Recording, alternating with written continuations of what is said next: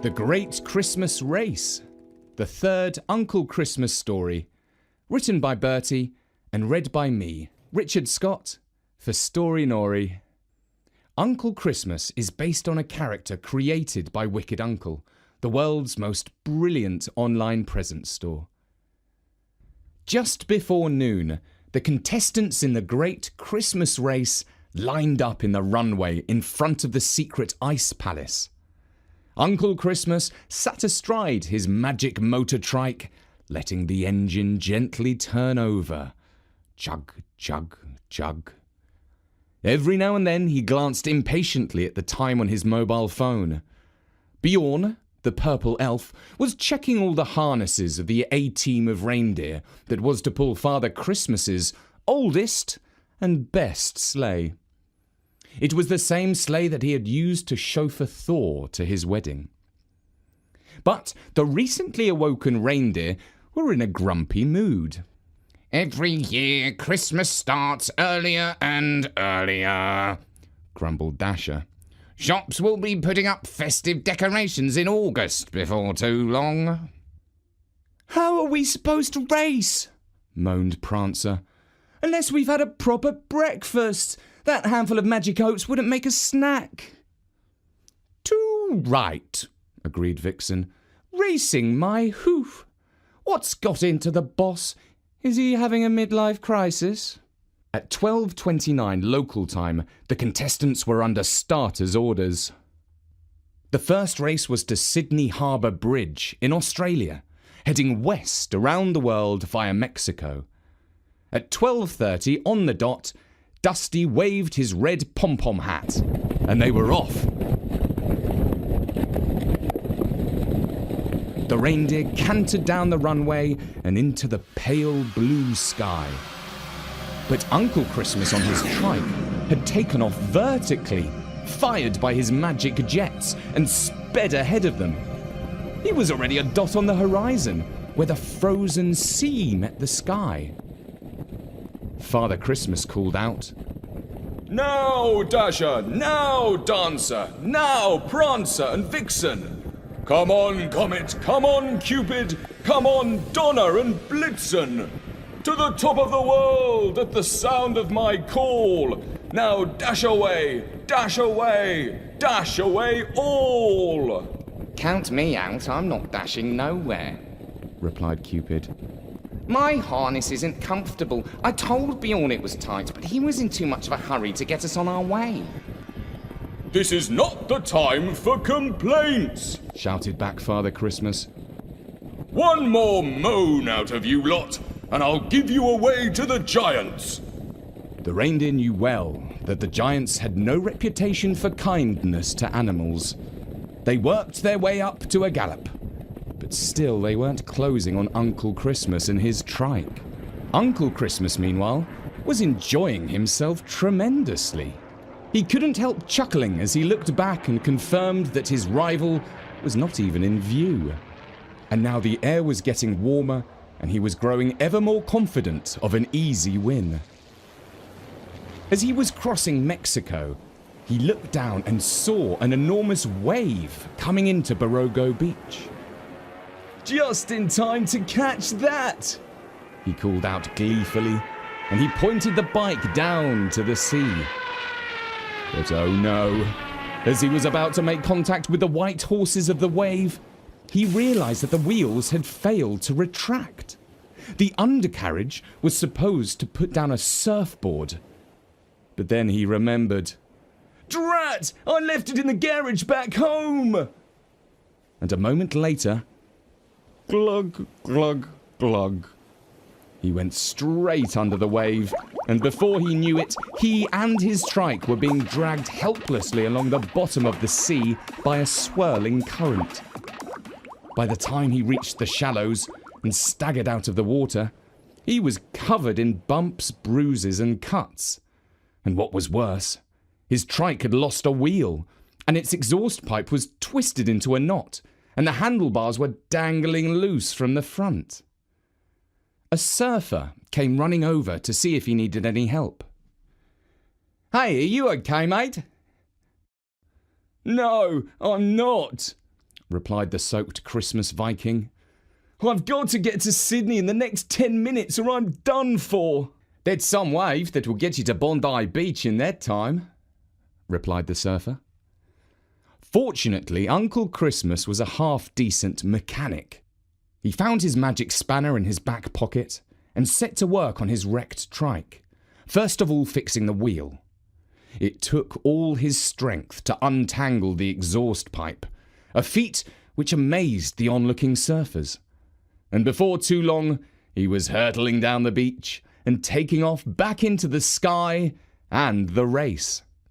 But as the nose of his trike pointed upwards, he caught sight of an unwelcome vision.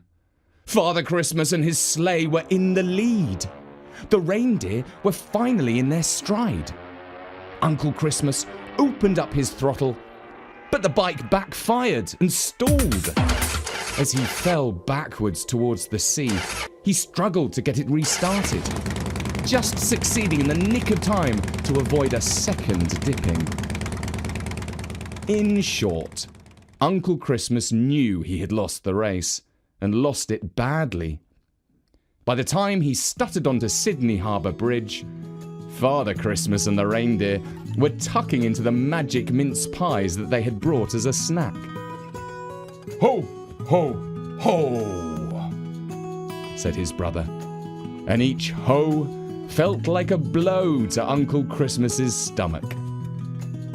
The second race was due to start in just under an hour. This time, Father Christmas was kept waiting while a team of Aussie elves fixed Uncle Christmas's trike. When the machine had been checked over for anything that could possibly go wrong, the two brothers restarted the race on Bondi Beach. They took off and continued their circumnavigation of the world, this time heading towards Africa, Europe and Italy. This leg of the race was due to finish in the Colosseum of Rome.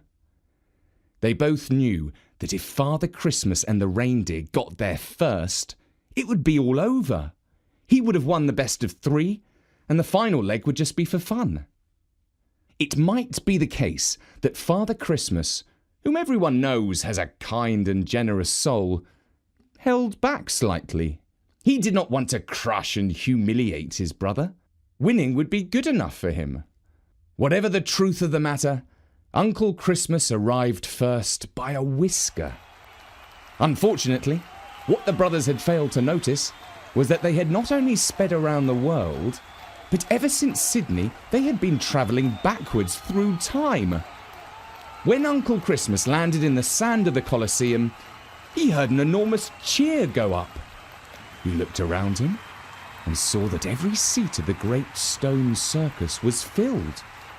He glanced over his shoulder and saw Father Christmas coming into land. Hey, look out! He shouted, because a hungry lion was bounding towards his brother, with a look on his face that said, Yum, yum, reindeer and two fat old men for lunch.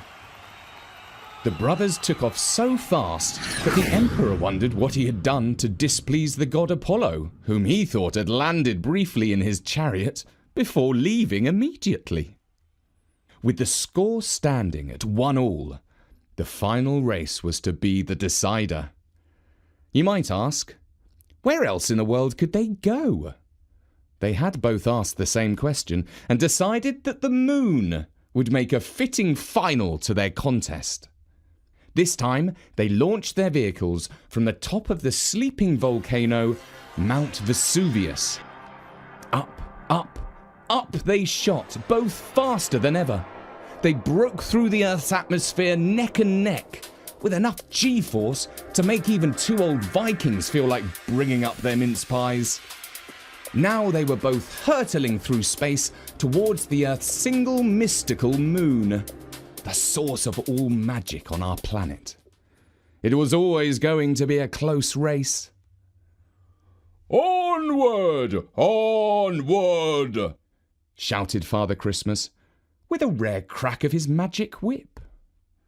Trike, don't fail me now! Called out Uncle Christmas as he shot silently on in space mode. But the fact was that Rudolph, the chief reindeer, was built for strength more than speed. In the old days, he had pulled the sun through space. Back then, he travelled at a stately pace, measuring out the hours. But Uncle Christmas's trike had been made in the space age. It was designed to get to other planets and back, fast, before its rider had time to get bored. In short, he won the final and deciding race, touching down in the Sea of Tranquility on the moon, a whole 15 nanoseconds ahead of his famous rival. Father Christmas knew that he had lost fair and square, and he congratulated his brother on his victory with characteristic generosity. At length he said, "But tell me the truth now. You don't really want the hassle of delivering all those presents, do you?" His younger sibling slapped him on the back.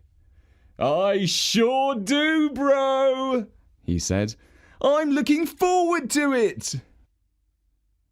And that was The Great Christmas Race, read by me, Richard Scott, for Storynori.com. What do you think? Now Uncle Christmas has earned the right to deliver the presents, will he make a success of it? Listen out for the next story soon. And I would just like to give a big shout out to our friends at Wicked Uncle, the world's most brilliant online toy shop that started in the UK and is now doing business in the USA. They have an amazing selection of toys and gifts that kids actually want. Wicked Uncle are kindly sponsoring our Christmas writing competition. Send us a story about the best or worst present ever, but first, be sure to check out the competition details on Storynori.com. For now, from me, Richard, at Storynori.com, thank you for listening, and goodbye.